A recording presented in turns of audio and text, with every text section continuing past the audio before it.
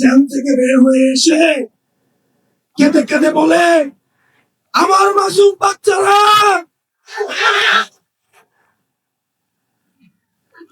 আমরা কি জানি না গত 16 বছর আপনাদের ব্যাংক কেমনে ছিল, আপনাদের ব্যবসা কেমনে ছিল, কারে ভয় দেখান, আরে কারে ভয় দেখান, আমাদের হারানোর কিছুই না। ডিসিএসপি দের বলছি, আপনারা যে ভালো ব্যবহার করছেন আমরা জানি, আপনারা চিপাই পরে আমাদের সাথে ভালো ব্যবহার করছেন।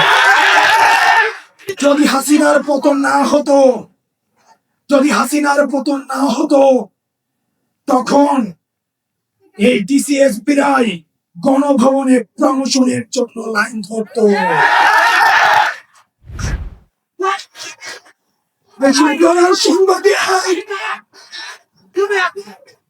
খুনি হাসিনার পক্ষে এই বসুন্ধরার মিডিয়া কি বৈধতা উৎপাদন করেছে আমরা ভুলে যাই না।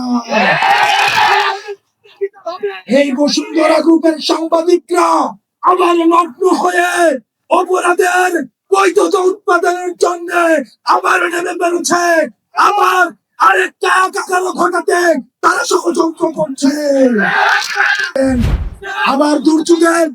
আবার দুর্যোগের ঘনঘটা দেখা যাচ্ছে, সেটার জন্য আপনারা প্রস্তুতি রাখুন। ইনকিলাব ইনকিলাব ইনকিলাব ইনকিলাব ইনকিলাব।